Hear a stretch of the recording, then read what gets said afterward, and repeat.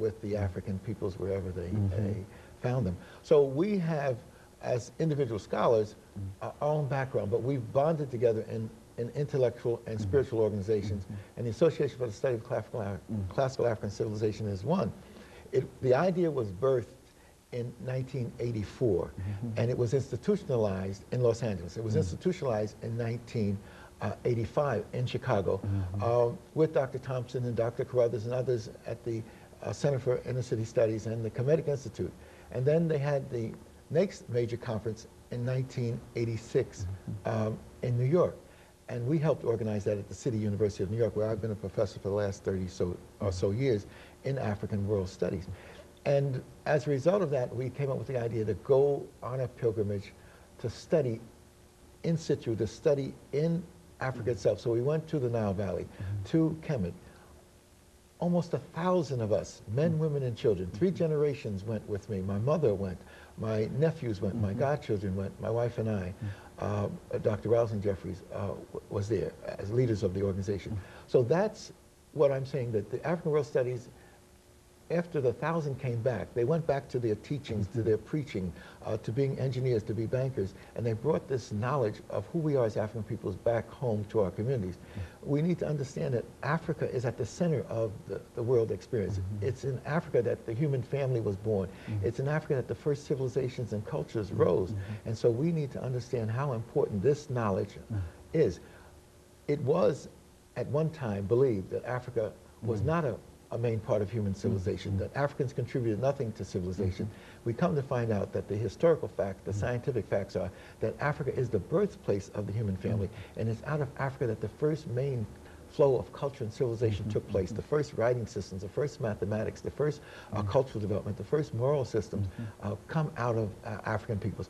African World Studies helps us to systematize that process and put it in the classrooms and put it in our homes and put it in our institutions. Very good. You know, Dr. Thompson, within that context, if you had to identify what your organization considered to be one of the major issues that you have to promote now at this particular time, outside of the fact that you have to tell more people about Africa, what would be the major issue that would center around this organization?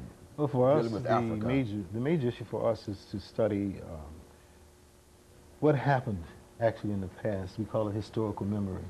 And if we go back as far as possible to the beginnings, most of the so-called ideas of civilization would start somewhere around rivers. The Nile River, the Indus, the Niger, the Limpopo, the Congo River. And so we've spent a considerable amount of time learning about Africa. And in so doing, we have found that as Europe seems to want to give us Greece as the center of the world and the giver of civilization, it seems to be just the opposite. Although for the European world, they see Greece as the center of everything. But now we find the Nile Valley to be the center. So we concentrate on learning the language, the ancient languages of the Nile, which some people call the hieroglyphs, we call it Medu Neter. In addition to studying those languages, we study the ancient histories before the coming of all other groups that tend to call themselves the founders of civilization. In addition to that, we've formed a structure as a result of what Dr. Jeffries just said. We now have a national organization that meets every year, every 4th or 5th year. We go overseas to have our conference. In addition to that, we have 5 regions. We have a Western region, a Midwestern region, a Southern region, an Eastern region, a Mid-Atlantic region. We have 4 commissions, one commission that deals with education, another one that deals with research, one that deals with the creative productions, and what's the other one? I left out. So whatever we have 4. And in addition to all of those things, we are research driven.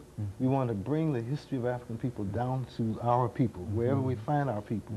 And as a result of that, then we'll understand who we are and why we are here and what our destinies will call for. Now, what has been, Dr. Jeffries, I'm not sure about how much time we have here before the end of this segment, but what would you suggest to the individuals today to become more involved in what the two of you are doing? Because it's certainly a great scholarly activity and et cetera, but how do you get people involved in what the two of you are doing today? Well, in order for people to have their full consciousness and a true development, they've got to study.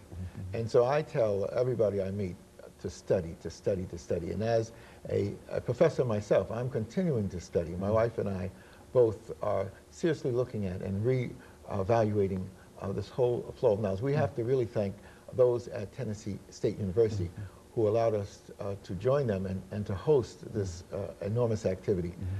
We have to control the development of our mind, and we cannot have this negative projection of our development imposed upon our people. If you do not have self-respect and self-understanding, you can't have true development.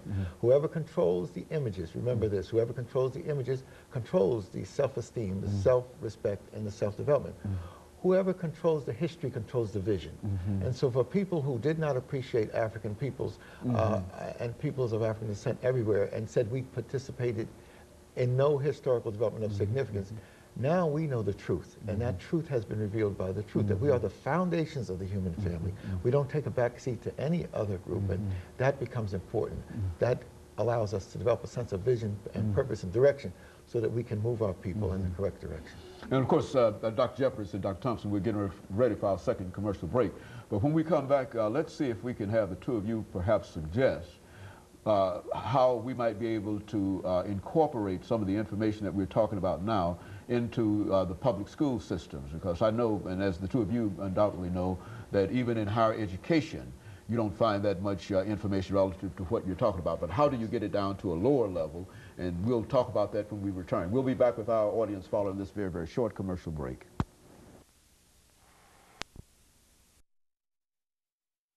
Talking to Drs. Jeffries